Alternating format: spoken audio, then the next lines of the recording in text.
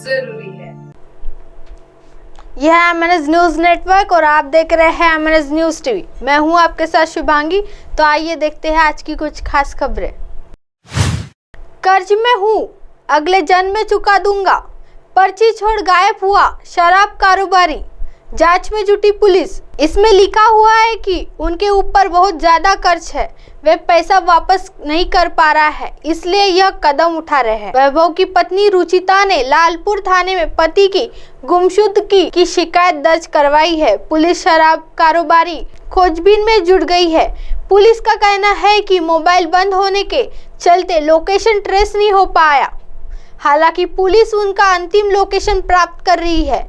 रुचिता की तरफ से थाने में दिए गए आवेदन में कहा गया है कि वैभव शुक्रवार को दिन के 11 बजे घर से दफ्तर के लिए निकले थे। उनका दफ्तर ओवरब्रिज के पास है। शाम में उनके ऑफिस के फोन आया जिसमें वैभव की जानकारी मांगी गई तथा बताया गया कि वह कार्यालय नहीं पहुंचे हैं। उन्होंने पत्नी को फोन किया मगर फोन बंद था। इसी क्रम में छानबीन पता चला कि वैभव ने 3:45 बजे अपने एक दोस्त के अंतिम बार बात की।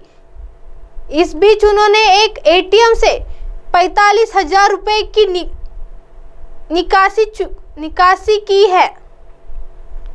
वह शराब कारोबारी के कार से एक पर्चा जब्त किया गया है जिसमें वैभव अग्रवाल ने लिखा है उन पर कर्ज बहुत ज्यादा है, कुछ व्यक्तियों को पैसा वापस कर दे रहे हैं, वही जिन लोगों को बकाया पैसा वापस नहीं कर पा रहे हैं उन्हें अगले जन्म में वापस कर देंगे।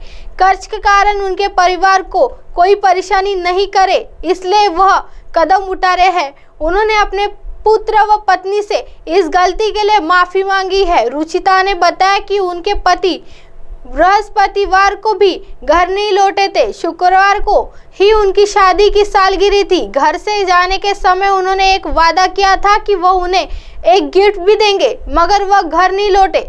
घर में सब परेशान हैं। आइए बढ़ते हैं अगली खबर के तरफ। मामूली विवाद में गोली मारकर महिला की हत्या, आरोपित पिता पुत्र फरार। मानखुर्द में मामूली विवाद के चलते हुई फायरिंग की घटना में एक महिला की मौत हो गई। इस घटना के आरोपित सोनू सिंह और उनका बेटा आतिश सिंह फरार है। पुलिस उपायुक्त हेमराज सिंह राजपूत ने रविवार को पत्रकारों को बताया कि मानखुर्द में पड़ोसियों के बीच एक विवाद की वजह से दो लोगों ने शनिवार रात को फरजाना इरफान शेख पर फायरिंग की थी। पुलिस ने घायल महिला को अस्पताल में भर्ती करवाया लेकिन रविवार को तड़के महिला की मौत हो गई। इस घटना के आरोपित सोनू सिंह उसका बेटा आतिश सिंह फरार है और उनकी तलाश जारी है। स्थानीय नागरिकों के अनुसार सोनू सिंह और फरजाना शेख के बीच अक्सर विवाद होता था। शनिवार रात को दोनों पड़ोसियों के बीच विवाद हुआ था और इसके बाद सोनू सिंह और उनके पुत्र आतिश सिंह महिला पर फायरिंग कर दी। आइए बढ़ते हैं अगली खबर के तरफ। गुस्से में चाकू से दामाद ने किया हमला, दामाद सहित 3 की मौत। पिता के घर से वापस नहीं लौटना चाहती थी पत्नी, गुस्से में दामाद ससुराल पहुंचा और दोनों लोगों की हत्या कर दी। घटना मालदा जिले के इंग्लिश बाजार थाने के कमलबाड़ी बादापुरा इलाके की है। हत्या के बाद मौके से भागते समय छत से गिरकर आरोपित दामाद की भी मौत हो गई। घटना में कई अन्य गंभीर रूप से घायल है जिन्हें मालदा मेडिकल कॉलेज व अस्पताल में भर्ती कराया गया है। घायलों में एक की हालत नाजुक बताई जा रही है। बताया जा रहा है कि आरोपित का नाम टुबाई मंडल है। टुबाई का पिछले कुछ महीनों से अपनी पत्नी से अनबन चल रही थी। बीते शाम जब टुबाई काम से घर लौटी तो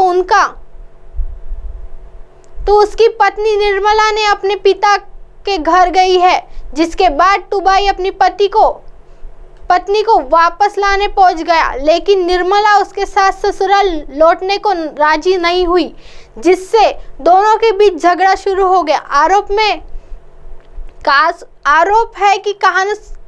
आरोप है कि कहासुनी के दौरान अचानक टुबाई ने अपनी पत्नी व परिजनों पर चाकू से हमला कर दिया, जिससे एक किशोरी की मौके पर ही मौत हो गई। वहीं निर्मला और एक अन्य महिला गंभीर रूप से घायल हो गई, जिससे आनन फानन में मालदा मेडिकल कॉलेज ले जाया गया, जहां उक्त महिला का भी मौत हो गया। वहीं टुबाई की पत्नी निर्मला गंभीर हालत में अस्पताल में चिकित्सा अधीन है। इस बीच हत्या के बाद छत से भागते समय टुबाई की भी मिलकर हत्या हो गई। आप हमारे चैनल को आपके मोबाइल पर भी देख सकते हैं। मोबाइल ऐप पर देखने के लिए Play Store MNS news TV apps download करें। इंस्टा, लीक, ट्विटर, हाई कुक, फेसबुक और कई सोशल मीडिया के प्लेटफॉर्म पर हमारा चैनल उपलब्ध है। आप इसे यूट्यूब पर भी देख सकते हैं। आप हमारे चैनल को लाइव भी देख सकते हैं www.mnsnewstv.com पर। फिलहाल वक्त हो चला है दर्शकों ब्रेक का। ब्रेक से लौटने के बाद देखिएगा देश और दुनिया की तमाम खबरें। बने रहिए MS न्यूज़ टीवी पर। नमस्कार।